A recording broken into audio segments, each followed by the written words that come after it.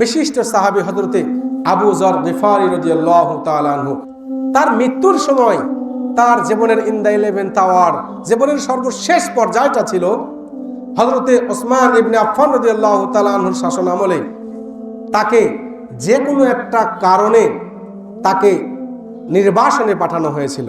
তিনি ইরাকের একটি মরুভূমিতে, মক্কা মদিনা ছেড়ে ইরাকের একটি মরুভূমিতে, সেখানে একটি জায়গায় তাকে নির্বাসনে পাঠানো হয়েছিল।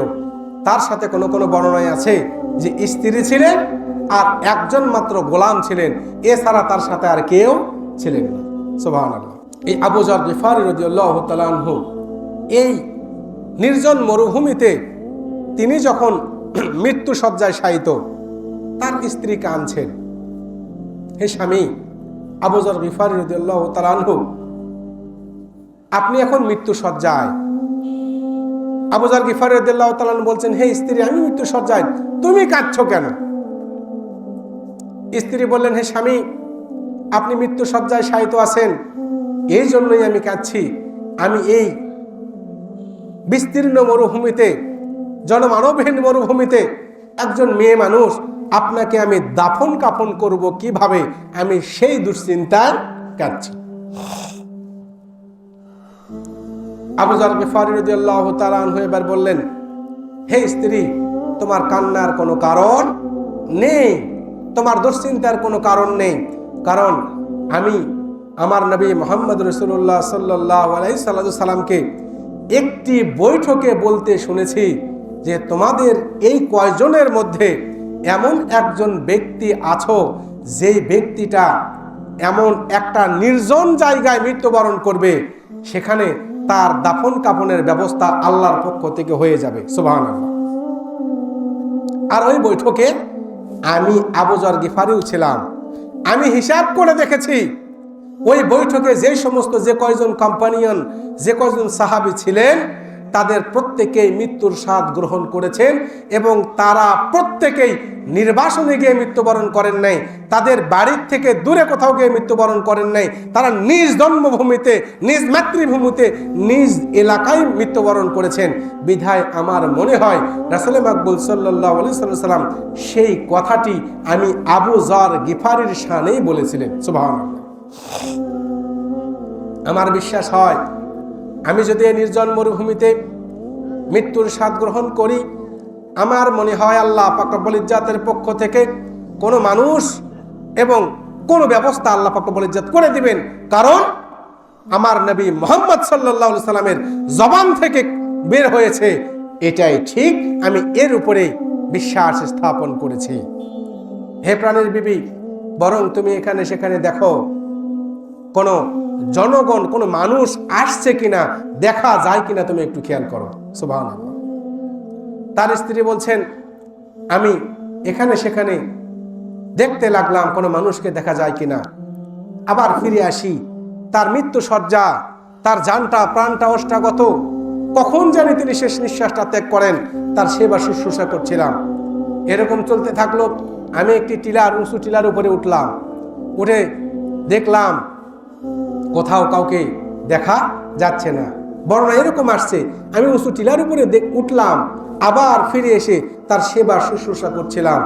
এমন সময় দেখতে পারলাম কয়েকজন আল্লাহর বান্দা, কিতাবে এসেছে অন্য এক বর্ণনায় হযরতে বিশিষ্ট সাহাবী আব্দুল্লাহ ইবনে মাসউদ রাদিয়াল্লাহু তাআলা আনহু সহ কয়েকজন সাহাবী উমরা মুবারক পালন করার পর ওই ইরাকের ওই পথ দিয়ে মদিনায় ফিরতেছিলেন। সুবহানাল্লাহ।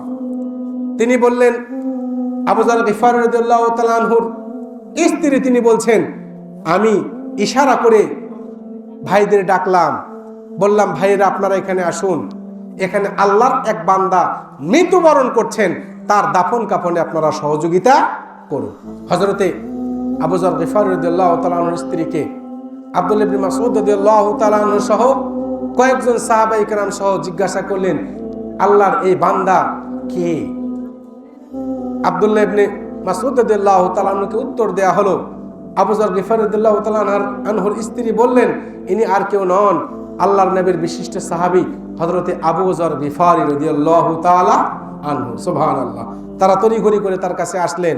আবু যর গিফারি রাদিয়াল্লাহু তাআলা আনহু তখন ওই রাসূল সাল্লাল্লাহু আলাইহি সাল্লামের ভবিষ্যৎবাণী তাদেরকে শুনাইয়ে দিলেন যে রাসূল সাল্লাল্লাহু আলাইহি সাল্লাম আমার শানে এইরকম কথা বলেছেন।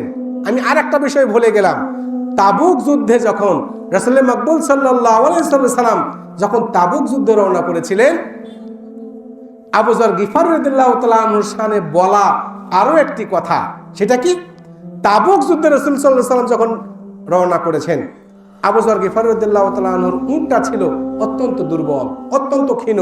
সেই উট নিয়ে যাচ্ছেন, যাইতে যাইতে কাফেলার থেকে তিনি একটু পিছে পড়েন, তার উট চলতে পারছে না।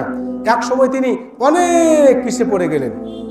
উটের শরীর থেকে, পিঠের উপর থেকে তিনি কি করলেন, উটের এই যুদ্ধের সরঞ্জামগুলো, খাবারগুলো ইত্যাদি ইত্যাদি যে সমস্ত সরঞ্জাম আছে এগুলো নিজের কাঁধে গ্রহণ করলেন। সুবহানাল্লাহ। উটটাকে মুক্ত করে দিলেন, দিয়ে নিয়ে আস্তে আস্তে আস্তে আস্তে হেঁটে হেঁটে যাচ্ছেন। প্রতিমধ্যে সাহাবায়ে কেরাম রাসূল সাল্লাল্লাহু আলাইহি সাল্লাম ক্লান্তির কারণে যাত্রা বিরতি করলেন।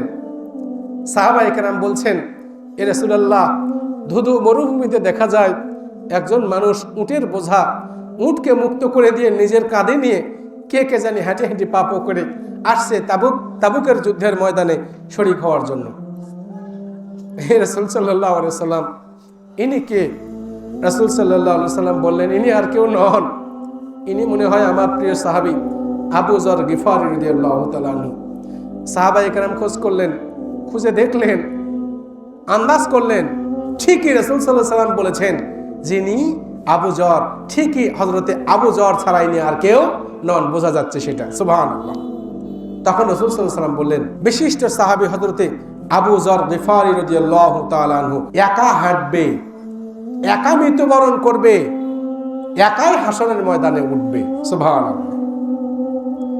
একা হাঁটবে মানে কি? যুদ্ধের ময়দানে একাই এসেছেন, উনি একাই নির্জন জনমানবহীন জায়গায় একাই মৃত্যুবরণ করবেন এবং হাসরের ময়দানেও একা একা ইন্ডিভিজুয়ালি একা একা আল্লাহর কাছে হাজিরা দিবেন। সুবহানাল্লাহ। আবু যর গিফারী রাদিয়াল্লাহু তাআলা আনহু এই কথাও বললেন। ভাইদের সাথে বলার পর বললেন, ভাইরা, সাহাবায়ে কেরামকে লক্ষ্য করে বললেন, আব্দুল্লাহ ইবনে মাসউদ রাদিয়াল্লাহু তাআলা আনহু সহ, ভাই, আমি আপনাদেরকে ডাকতাম না, আপনাদেরকে কষ্ট দিতাম না আমার দাফন কাফনের জন্য, কিন্তু আমি এই নির্জন মরুভূমিতে এমন অবস্থায় আছি যে আমার মৃত্যুর পর আমাকে দাফন করা হবে, যে কাফনের পোশাক পরিধান করানো হবে, এই পোশাকটা আমার কাছে নেই, এই পরিমাণ কাপড় আমার কাছে নেই। বিধায় আপনাদের কাছে অনুরোধ, আপনাদের কাছে যদি কারো কাছে আমার কাফন কার্যে সহযোগিতার জন্য একটু কাপড় দেওয়া যায়, আপনারা আমার একটু কাফনের ব্যবস্থা করবেন। সুবহানাল্লাহ। তবে আমার অনুরোধ হলো, আপনারা যদি কেউ রাষ্ট্রীয় দায়িত্ব পালন করে থাকেন, আপনারা যদি কেউ সেনা কমান্ডার থাকেন, আপনারা যদি কেউ প্রধান সেনা কর্মকর্তা থাকেন, উনি যেন আমাকে কাফন না দেন।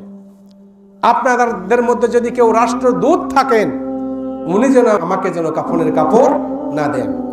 আপনাদের মধ্য থেকে কেউ যদি গোত্র প্রধান থাকেন, উনি যেন আমাকে কাফনের কাপড় না দেন। এরকম 4টি কথা তিনি বললেন। অতঃপর সাহাবায়ে কেরাম খুঁজে দেখলেন এগুলোর মধ্যে একজন আনসার সাহাবী আছেন, যিনি রাষ্ট্রীয় বড় বড় গুরুত্বপূর্ণ কোনো দায়িত্বে ছিলেন না এবং তিনি কোনো মোরাল মাতব্বরও ছিলেন না। তারপর ওই ব্যক্তি রাসূল সাল্লাল্লাহু আলাইহি ওয়াসাল্লামের এই বিশিষ্ট সাহাবী আবু যর গিফারী রাদিয়াল্লাহু তাআলা আনহুকে বললেন, হে রাসূল সাল্লাল্লাহু আলাইহি ওয়াসাল্লামের বিশিষ্ট সাহাবী আমার চাচা আবু যর গিফারী, আপনি যদি মনে কিছু না করেন, আমার শরীরে এই পরিধেয় 2খানা চাদর আছে, এই চাদরটার সুতা আমার মা নিজে সুতা কেটে এই চাদর তৈরি করেছেন, সেলাই করেছেন, আপনি যদি আপত্তি না করেন, এটা দিয়ে আপনার কাফন করে দেব। সুবহানাল্লাহ। আবু যর গিফারী রাদিয়াল্লাহু তাআলা আনহু রাজি হয়ে গেলেন। সবশেষে তিনি মৃত্যুসজ্জায় তিনি শেষ নিঃশ্বাস ত্যাগ করলেন, মৃত্যুবরণ করলেন। কয়েকজন সাহাবায়ে কেরাম মিলে ওই মরুপ্রান্তরে তার দাফন কার্য সম্পাদন করলেন। সুবহানাল্লাহ।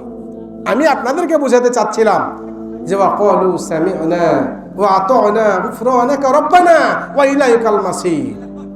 আমরা আল্লাহ পাক রব্বুল ইজ্জাতের কোরআনের বাণী, হাদিসের কথা যেটা শুনবো, কলু সামিনা, শুনেছি ও আতানা, মানার চেষ্টা করবো ইনশাআল্লাহ।